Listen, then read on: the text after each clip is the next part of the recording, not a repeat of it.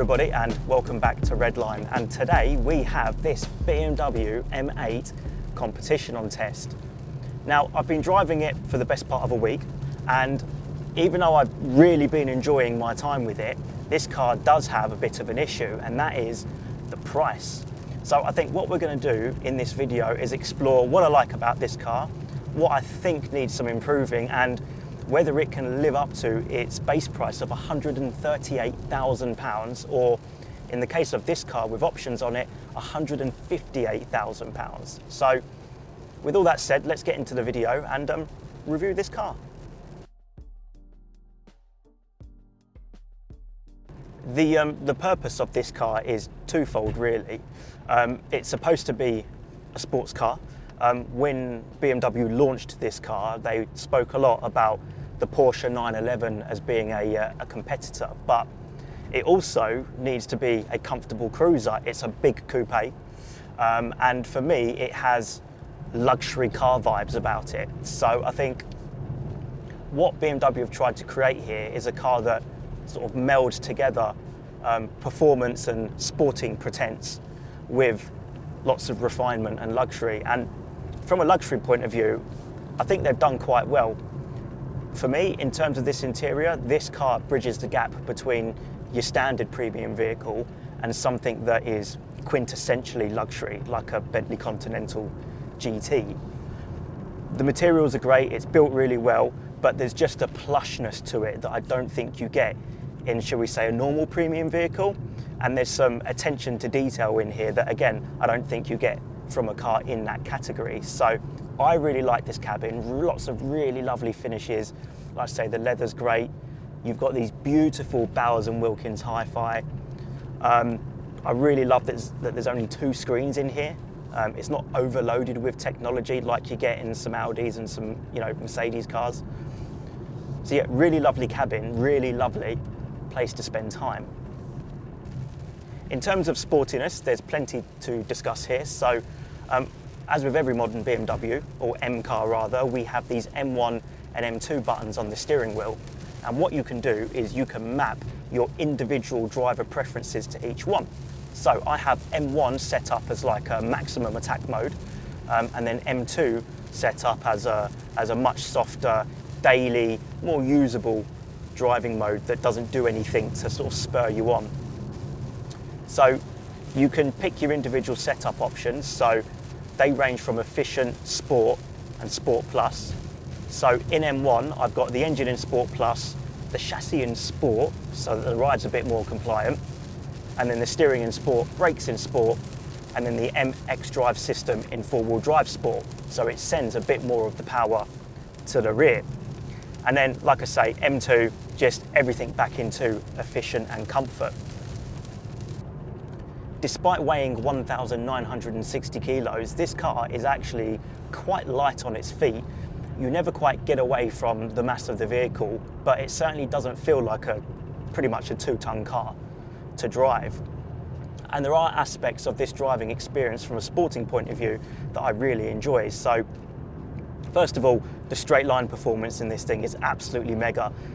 I'm not going to cane it too much today because it's been absolutely having it down with rain. But we've got 0 to 60 in 3.2 seconds here.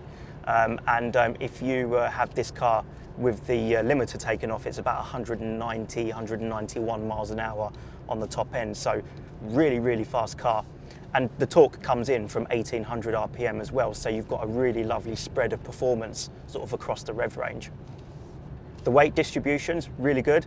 The other day I found a junction and I was a little bit naughty and I turned all the driver aids off and put it into its 2-wheel drive only mode. And yeah, this thing will slide about on demand. It's a hugely fun thing to chuck around. But of course, that's par for the course for BMWs, isn't it? The front end's great, turns into corners well. And even though it's 4-wheel drive, it still feels predominantly rear biased. So if you give it a little bit of gas mid-corner, particularly when you're in sort of that 4-wheel drive sport mode, you can feel the back end just sort of tucking in behind you and following you into the corner. So it feels really well balanced and really intuitive to drive. And this has the upgraded M carbon brakes on it as well. So it stops pretty bloody well, to be honest. And the brake pedal has really great feel as well.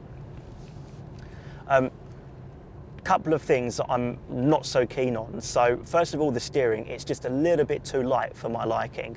When you're really up the car and sort of really pushing it, you lose that sense of connection with where the front wheels are a little bit, and as a result you just lose a bit of confidence, and you back off just a little bit because you're struggling to place the car on the road at speed. And when you've got a big car like this, that is a little bit problematic. The gearbox, the ZF, not a fan. I still think for a car like this, the gear shifts need to be sharper. And okay, it's a great gearbox for cruising around in, but yeah, I would love for this thing to have a dual clutch. I really would. And also the ride quality. So at lower speed, it's a bit busy. At high speed, it's not too bad actually. You've still got plenty of compliance over the bigger stuff, but it does pick out the crappy, nasty pieces of the road, and it gives it more of a sporting feel to it. But at the same time, what it does is it takes away from that, I think, GT car vibe that this M8 gives off. It sort of detracts from sort of the luxury feel to it.